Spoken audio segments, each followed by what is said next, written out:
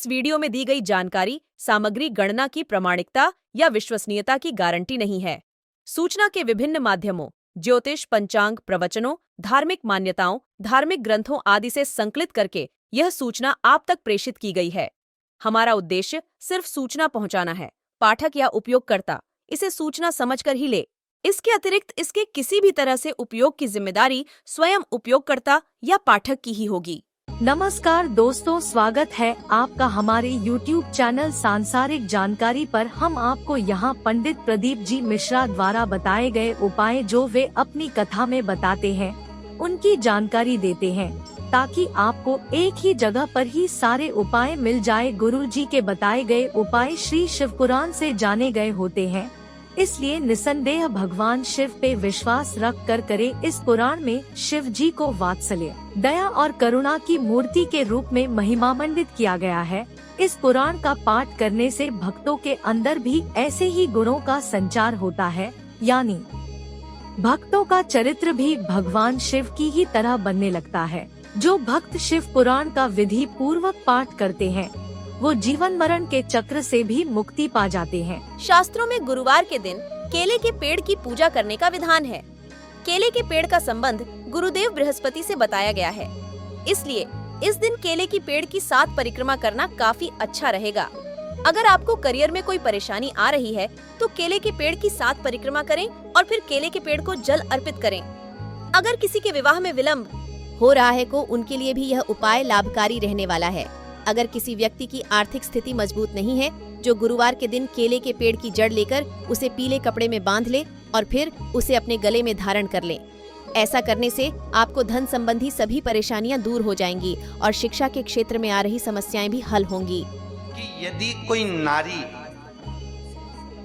पूरे कुटुंब के साथ में रह रही है, देवरानी, जेठानी, सास, ससुर, नातेदार, रिश्तेदार सब आपके साथ में रह रहे हैं, सब कोई, और यदि कोई नारी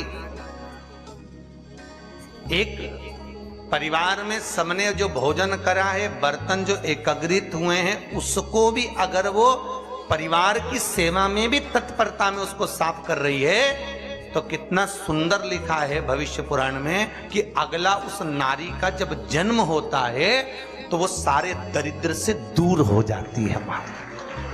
सारे दरिद्र से दूर। धन वाली सेवा नहीं, एक सेवा होती धन वाली, जैसे आपके यहाँ कोई काम वाली आती है, ठीक है, आप उसको पैसा देते हो तब बर्तन साफ कराते हो, ठीक है, वो सेवा की बात नहीं चल रही। वो एक लेन देन वाली सेवा होगा। क्या आपने कुछ दिया, उसने आपके यहाँ सेवा कर, वो सेवा एक अलग हो गई। जब घर में सास भी है, बहुएं भी हैं, देवरानी, जेठानी सब है, और उसमें जो आप सेवा करें महाराज, उसका भी पुण्य हमारे यहाँ भविष्य पुराण में लिखा है कि उसका भी फल है।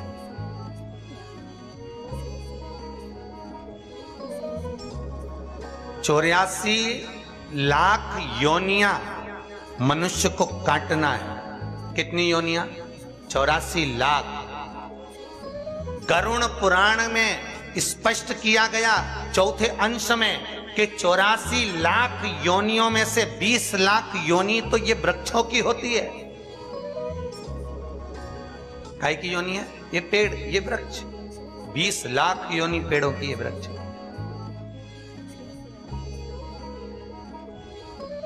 ये तुम जो मनुष्य देह में अपन सब बैठे हैं, तो ये मत सोचना कि तुम्हारी योनि नहीं थी, पहले तुम भी पेड़ बन के पैदा हुआ। 84 लाख योनि में 20 लाख योनि वृक्ष की है। कांटेदार पौधे बने, आम का पेड़ बने, लोगों ने पत्तियां तोड़ी तो रोए, बिलखे, फल लगे, पत्थर मारे लोगों ने, और पत्थर मार मार के झड़ाया। वो वृक्ष की योनि में, पानी में, बरसात में, धूप में खड़े रहे, बिलखते रहे, नैनों से आंसू बहते रहे, जड़ की तरह स्थिर होकर खड़े हुए हैं। पौधा बन गए, फूल लग गए, फूलों को रोज कोई ना कोई नोच के ले गया।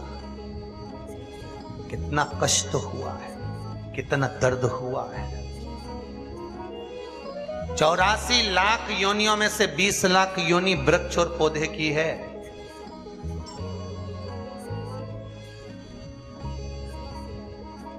बीस लाख योनि जलचर की है। पानी में जो कई जम जाती है, कई, उस कई में जो कीड़े पड़ जाते हैं उसकी योनि 20 लाख अलग अलग वैरायटी के कीड़े बने।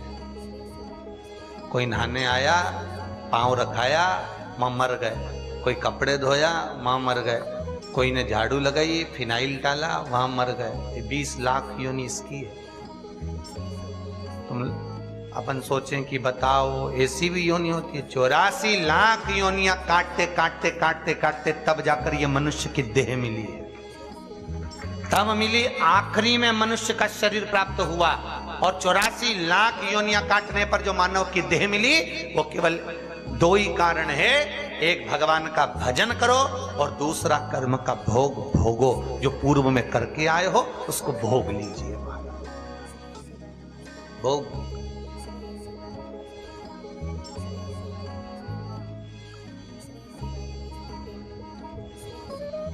कितने लड़के देखे तुम्हारे लिए?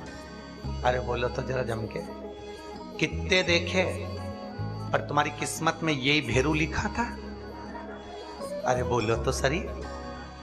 और इनके लिए भी कितनी लड़कियां देखी साहब। हर रिश्तेदार से बोल के रखा, पत्रिका में देखा, इसमें देखा, उसमें देखा, कितने संबंध देखे, पर इनकी किस्मत में यही जगदम्बा लिखी थी। बोलो सही है कि गलत है? कितने देखे। करोड़ों लोग इस पृथ्वी पर रहते हैं, हजारों रिश्तेदार हैं, ना जाने कितने इस बसई में, तुम्हारे गांव में, नगर में, ना जाने कितने होंगे। पर तुम्हारी किस्मत में हजारों करोड़ों को छोड़कर यही क्यों लिखा था? और तुम्हारी किस्मत में करोड़ों लोगों को छोड़कर यही जगदम्बा क्यों लिखी थी? कारण? अरे बोलो तो। जन्म जन्म का साथ है हमारा तुम्हारा। एक जन्म में बदला पूरा नहीं होगा तो लेंगे जन्म दोबारा।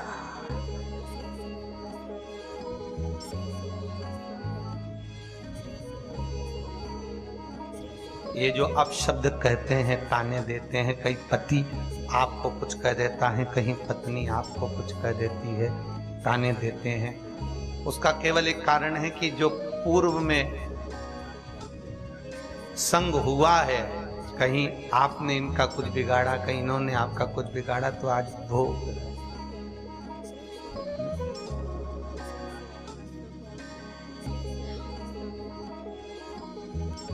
महाराज जब भी बोलती है, ऐसा बोलती है कि मेरे दिल को कचोट जाता है। मन तो इतना करता है कि मैं मर जाऊं। मैंने कहा भैया मर जाएगा, दूसरी बार फिर पैदा होके सिखाएगा, इससे अच्छा भोग ले, भोग ले।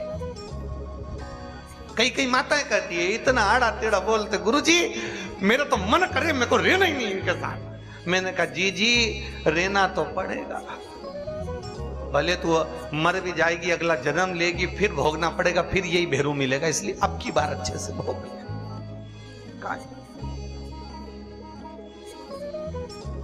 संबंध है क्यों?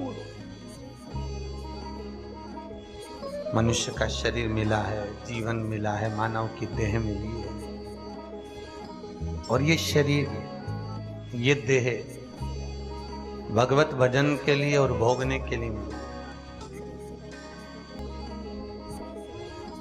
इसलिए फिर निवेदन करूंगा, मत बुरे कर्म कर बंदे, वरना पछताएगा। भगवान की आंखों से तू बच नहीं, तू बच नहीं।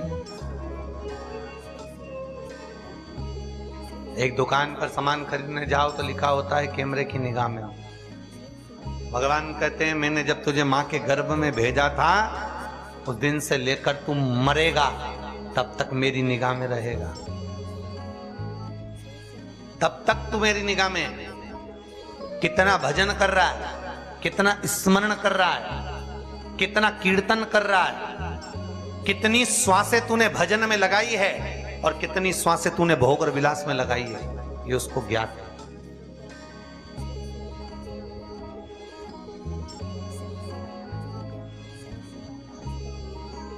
एक बच्चे को 20 रुपए देकर मां ने भेजा, जा बाजार से एक साबुन लिया, कपड़े धोने का 5 रुपए का, 5 रुपए का नहाने। हाउ मां, बच्चा गया कपड़े धोने और नहाने का साबुन लेकर आया, मां ने कहा ला पैसे वापस दे। हिसाब लिया कि नहीं लिया? अरे बोलो तो, लिया ना।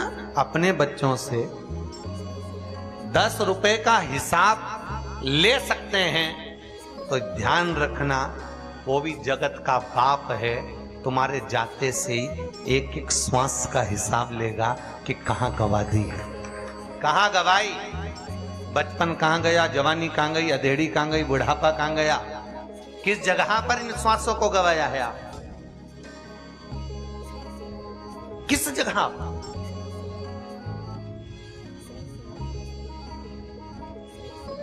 21,600 श्वास जो निकल रही है इस शरीर से प्रतिदिन, एक एक श्वास का हिसाब लेगा। खैर आपका तो कुछ नहीं बिगड़ना है, क्योंकि आप तो कह दोगे कि हमारे यहाँ कथा हुई थी, तुमने कथा सुनी तो तुम तो बच गई, पर दिक्कत तो उसकी है नहीं। तेरा क्या होगा रे कालिया, दिक्कत तो वहां पड़ी, तुम्हारा तो ठीक है जो हुआ।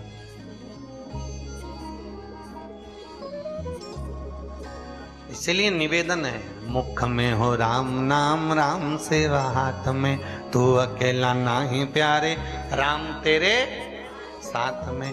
जिंदगी की बागडोर हाथ दीना नाथ के, वो महलों में राखे चाहे झोपड़ी का बास, ये उसके हाथ। चित्त वृत्ति परमात्मा को दिए हर पल हर घड़ी। महाराज भगवान से मांगना तो भक्ति मांगना, माया के चक्कर में मत, क्योंकि भगवान अगर भक्ति दे देगा तो माया पति जब हमारे पीछे चलेगा तो माया भी उनके पीछे चलेगा। मायापति अगर हमारे पीछे चल रहे हैं तो माया भी हमारे पीछे पीछे चलने वाली। अगर आपने भक्ति मांगी है तो, और यदि भक्ति नहीं मांगी, माया के चक्कर में पड़ गए, तो फिर वो आपके हाथ, फिर वो आपका प्रेम, आपका। महाराज शिव कथा कह रही है, भगवान शंकर की पावन कथा कह रही है। कल अपन ने कथा में श्रवण किया था कि भगवान आनंद कंद परमात्मा, भक्ति का रस तत्व ग्रहण करने वाले भगवान शिव का मंगल विवाह हुआ। मंगल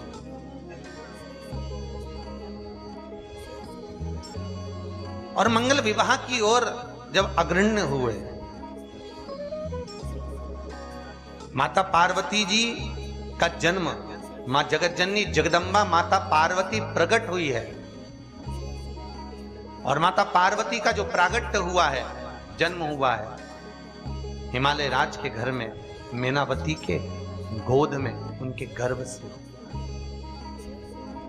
कथा के प्रथम में कहा था मेना, धन्या और कला, ये पितरों की 3 बेटियां। बस इन्होंने जिंदगी में एक गलती कर दी। पितृलोक में रहने वाली इन पितरों की बेटियों ने एक गलती करी थी कि सनत कुमार बैठकर तप कर रहे थे, सनकादि ऋषि बैठकर भगवत भजन कर रहे थे, और वहीं से ये मेना, धन्या और कला तीनों निकल कर गई। जब पहले मेना निकल कर गई, उसके लहंगे से सनत कुमार की जंघा में चोट लग गई। फिर धन्या निकल कर गई, उनके लहंगे से चोट लगी। कला निकल कर गए, उनके लहंगे से चोट लगी। बहुत सुंदर बात है महाराज, इस बात को ध्यान में रखिएगा कि यदि आपको आगे बैठने का शौक है तो निवेदन है, पहले जाकर बैठिए। कब बैठिए? प्रथम। बाद में आओ, पहले बैठो, किसी के चरण में चोट ना लगे, किसी को अपना पांव ना लगे, किसी को अपनी लात ना लगे। क्यों? शिव महापुराण कथा कहती है, श्रीमद् भागवत कथा में भी वर्णन किया वेद व्यास जी ने, कि जब किसी पंडाल के अंदर जितने भी भगत वैष्णव जीव संत जन आनंदमय परमात्मा की कथा का रसतत्व ग्रहण करते हैं, भगवान की कथा को जब कोई श्रवण करने बैठता है तो वो केवल मनुष्य नहीं होता, 33 कोटि देवता उस कथा को सुनने के लिए बैठते हैं और उनके रूप में विराजमान होते हैं। तो हम आए और हमारे चरण किसी को लगे, हमारा पांव किसी को लगे, हमारे कहीं चोट किसी को लगे, तो उसका दुख, उसका कष्ट हमको भोगना पड़ता है, जैसे मीना धन्य और कला को भोगना पड़ रहा। पितृलोक में रहने वाली पितरों की 3 बेटियां थी। कितनी विद्वान है ये। वैसे देखा जाए तो पितरों की 4 बेटियां थी, एक भाई की 3 और एक भाई की 1। ये मेना धन्या कला एक थी और पीवरी एक थी। कौन पीवरी? जिसका विवाह श्री सुखदेव जी महाराज के साथ में हुआ, जिन्होंने भागवत बाची। श्री सुखदेव जी महाराज की धर्म पत्नी का नाम था पीवरी, पितरों की बेटी थी वो।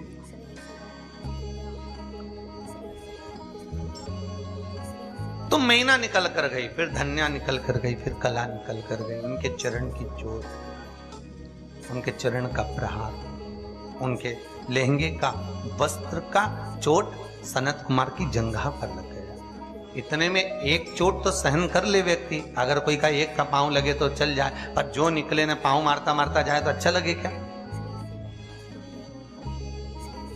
तो श्रेष्ठ कहा,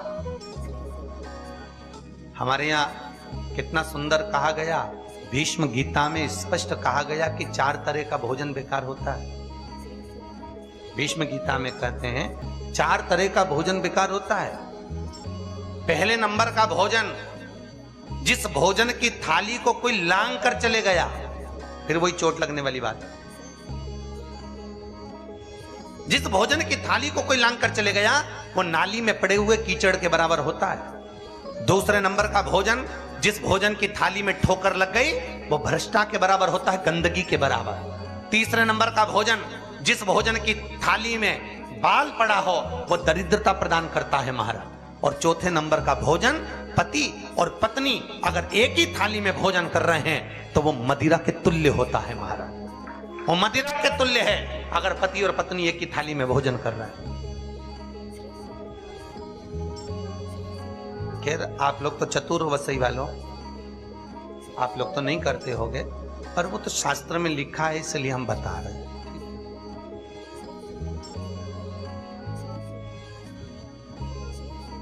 आप सब तो विद्वान हो, आपसे तो ये गलती नहीं होती होगी, फिर भी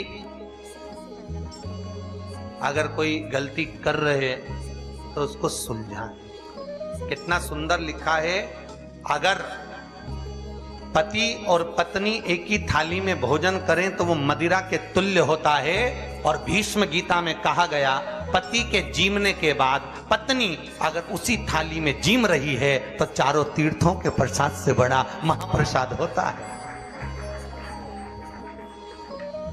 और भी सुन लो, भीष्म गीता एक और शब्द कहती है, अगर बेटी कुंवारी है, बेटी का विवाह नहीं हुआ, बेटी अगर कुंवारी है और अपने पिता के साथ में बैठकर यदि वो भोजन करती है तो उस बाप की कभी अकाल मौत नहीं होती, क्योंकि बेटी काल का हरण करती है। गौ माता, बेटी और ब्राह्मण, ये 3 काल का हरण करने वाले होते हैं। कौन कौन? जम के बोलिए जरा। गौ माता, बेटी और ब्राह्मण, ये काल का हरण करने वाले। इनको देने से कभी नहीं घबरा। बहन बेटी आए तो उसको तुरंत कुछ ना कुछ दे दो, उसको देने से घबराना नहीं। बहन बेटियों को देने से कभी नहीं घबराना चाहिए, उससे घटता नहीं है, बढ़ता। और करे क्या, जब जब बहन बेटी आती है ना तो भाभीयों का मुंह भगोना हो जाता है। 4 दिन के लिए बहन बेटी आई, उतनी देर में तो भाभी का मुंह भगोना, कब जाएगी। और तो और बच्चों पे चौकीदारी बढ़ जाती, बच्चों से कहते जा दादी के कमरे में बैठ जा। तो बच्चे कहते मम्मी तू तो बोलती थी हमेशा पढ़ने बैठ जा, पढ़ने बैठ जा, अब तो न तू कहती कि दादी के कमरे में बैठ जा। तो मम्मी बोलती जब तक बुआ यहाँ रहे तू दादी के कमरे में रहे। तो मम्मी दादी के कमरे में क्यों? दादी को देखते रहे बुआ को क्या दे रही है। अब बच्चा दादी के कमरे में जाकर बैठ गया। अब दादी के कमरे में बैठा तो दादी ने भी उसको कहा जा पढ़ने बैठ, कि नहीं बैठूंगा। अरे पढ़ने क्यों नहीं बैठता? नहीं बैठूंगा। बुलाऊं तेरी मम्मी को? बुला लो। उन्हीं ने कहा जब तक बुआ रहे जब तक यहीं रहे। कई पूछो अरे देने से नहीं घटता। कथा कह रही है, शास्त्र वर्णन कर रहा है बहन बेटी को देने से घटता नहीं बढ़ता है, गौ माता को देने से घटता नहीं बढ़ता है, संत ब्राह्मण को देने से घटता नहीं बढ़ता है। पर इन तीनों के आने से लोगों का मुंह फूल जाता है। गाय आई तो डंडा लेके खड़ी हो गई, बताओ अभी तो रोटी दी थी फिर आ गई। बहन बेटी आई तो मुंह फूल गया। कोई ब्राह्मण तुम्हारे यहाँ गया तो मुंह फूल गया, बताओ पंडित जी फिर आ गए, मतलब दक्षिणा देना पड़ा, अभी तो दी थी 15 दिन पहले फिर देना पड़ा। अरे ब्राह्मण गाय और बेटी काल का हरण कर, काल को जीते रहे। तुम्हारा काल हरने के लिए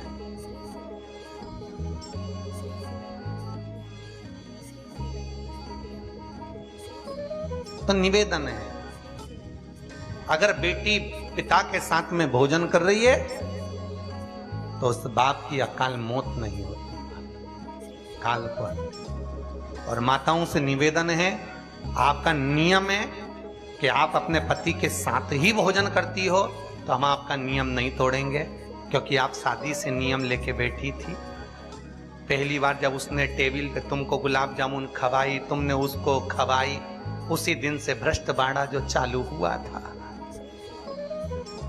तो हमारा तो केवल इतना सा निवेदन है, कथा के माध्यम से अगर थोड़ा सा सुधरना है तो सुधर जाओ, नहीं सुधरो तो सिधर जाओ, पर सुधरो, थोड़ा सा सुधरो। तुम्हारा एक साथ भोजन करने का नियम है, खूब प्रेम से करो, पर निवेदन इतना सा है, थाली 2 लगाओ। कितनी लगाओ? 2, एक आपकी एक उनकी, दोनों बैठ के पाओ, पर एक थाली में दोनों मत पाओ। एक थाली में दोनों नहीं, वो मदिरा के तुल्य होता है। हमने कहा जगदम्बा शास्त्र उठाकर पढ़ ले, भीष्म गीता में लिखा हुआ है पति पत्नी जब एक थाली में भोजन करते हैं तो उनमें प्रेम नहीं बढ़ता, पति के दिमाग में क्रोध बढ़ता है। भीष्म गीता में लिखा है 4 दिन अगर पति पत्नी एक थाली में भोजन कर रहे हैं तो 5वें दिन या तो पत्नी का मुंह फूला दिखेगा या पति का मुंह फूला दिखेगा। हर 8 दिन के अंदर 2 दिन फूली भाई और फूला भाई मिलेगा। तो दोस्तों, यहाँ पे हमारी वीडियो समाप्त हुई। उम्मीद करती हूँ हमारी ये जानकारी आपको जरूर पसंद आई होगी। हमारी वीडियो को लाइक जरूर करें और हमारे चैनल को सब्सक्राइब और शेयर करना ना भूलें। जय श्री राम,